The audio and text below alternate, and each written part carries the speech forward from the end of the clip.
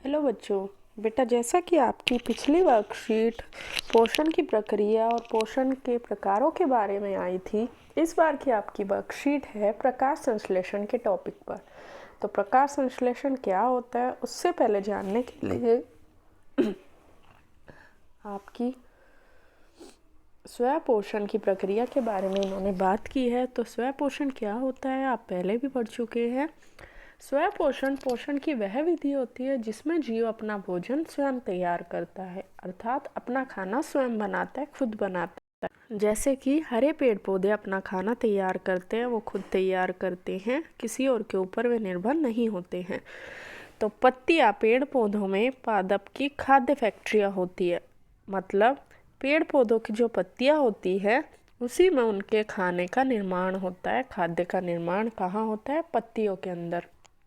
पत्तियों में एक हरा वर्णक मिलता है, एक हरा कण मिलता है जिसे हम क्लोरोफिल कहते हैं।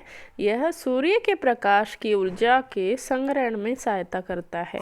संग्रहण मतलब सूर्य के प्रकाश को इकट्ठा करने में यह पत्ती की मदद करते हैं। तो आइए अब जानते हैं कि प्रकाश संश्लेषण है क्या। प्रकाश संश्लेषण वह प्रक्रिया है, वह प्रोसेस है जिसके द्वारा हरे पेड़ पौधे क्लोरोफिल की मदद से सूर्य के प्रकाश की उपस्थिति में, उसकी प्रेजेंस में कार्बन डाइऑक्साइड और जल से भोजन तैयार करते हैं। और इनके भोजन में क्या मिलता है? हमें ग्लूकोज, जिसे हम शर्करा के नाम से भी जानते हैं और नॉर्मल भाषा में हम उसे शुगर भी कह देते हैं।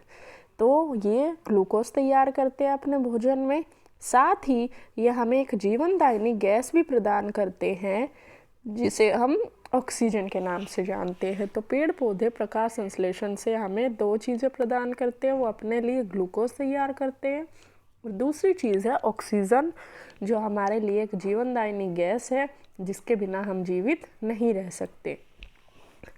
तो आइए अब हम जानते हैं कार्बन डाइऑक्साइड पत्तियों में कैसे पहुंचती है।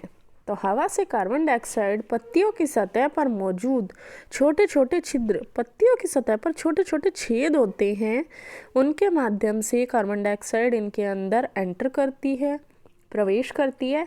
इन्हीं छिद्रों को हम क्या बोलते हैं? जैसा कि आप इस चित्र में देख सकते हैं, ये पत्तियों के जो छेद है जिन्हें हम रंध्र बोलते हैं, उनके अंदर पाए जाते हैं। इस तरह से उनकी संरचना होती है गोल गोल, और इन्हीं रंध्रों को इंग्लिश में स्टोमेटा के नाम से भी जाना जाता है। हिंदी में इन्हें छिद्रों को रंध्र बोलते हैं विज्ञान की भाषा में, और इंग्लिश में इन्हें स्टोमेटा के नाम से भी जाना जाता है। अब इसके बाद है आगे बाकी प्रक्रिया में जो जो चीज़ें हम यूज़ करते हैं, जैसे कि जल एवं खनिज। जल और खनिज हमें पेड़ पौधों को कहाँ से पहुँचता है? वाहिकाओं द्वारा। वाहिकाएं अर्थात नलियों द्वारा। छोटी छोटी नलियाँ होती है, जैसे पाइप होता है, वो पत्तियों तक ये जल और खनिज जड़ों से ऊपर तक पहुँचाती है। पत्तियों द्वारा सौर ऊर्जा संग्रहित की जाती है। सूर्य का प्रकाश है, सूर्य की जो ऊर्जा है, शक्ति है, वो इकट्ठी की जाती है पत्तियों द्वारा और पादप में खाद्य रूप में संचित हो जाती है। और पेड़ पौधों में वो खाने के रूप में जो भी वो ऊर्जा लेती है सूरज से, वो सारी ऊर्जा भी क्या है? एक तरह से खाने के रूप में पत्तियों में ही इकट्ठी रह जाती है। अतः सूर्य, जो हमारा सूरज है, वो सभी जीव जंतु के जीवन के लिए ऊर्जा का अंतिम स्रोत है। अगर सूर्य नहीं होगा तो जीव जंतु को ऊर्जा नहीं मिल पाएगी, क्योंकि सबसे पहले पेड़ पौधे भोजन तैयार करते हैं, उसी के बाद पेड़ पौधों से बाकी जीव अपना भोजन प्राप्त करते हैं। तो इस तरह से सूर्य सभी जीवित जीवों के लिए ऊर्जा का एकमात्र अंतिम स्रोत है। इसके बिना हम जीवित नहीं रह सकते, क्योंकि हमें भोजन ही प्राप्त नहीं होगा। तो आइए अब हम वर्कशीट के प्रश्नों को देख लेते हैं।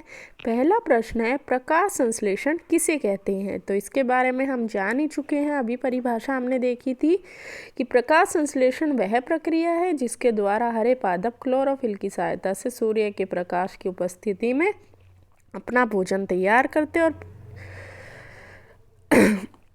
दूसरा प्रश्न है, रंध्र से आप क्या समझते हैं? तो रंध्र भी हमने बात की थी ये हवा कार्बन डाइऑक्साइड पत्तियों की सतह पर मौजूद छोटे छिद्रों के माध्यम से लिया जाता है। इन्हीं छिद्रों को रंध्र या स्टोमेटा कहते हैं। तो ये आपके दूसरे प्रश्न का आंसर है। तीसरा प्रश्न है, सूर्य ऊर्जा का चरम स्रोत है, कैसे? तो आपके इस पैराग्राफ में ये चीज़ मेंशन की गई है कि पत्तियों द्वारा सूर्य की ऊर्जा इकट्ठी की जाती है, खाद्य के रूप में इकट्ठी होती है। इसलिए सूरज क्या है, सभी जीवों के लिए ऊर्जा का चरम स्रोत है, अंतिम स्रोत है। पत्तियां पादप की क्या होती है? खाद्य फैक्ट्रियाँ होती है। हम ये चीज़ पढ़ चुके हैं। तो इसमें क्या आएगा? फैक्ट्रियाँ।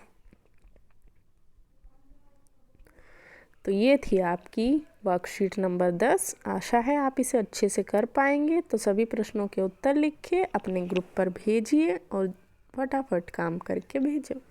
Thank you.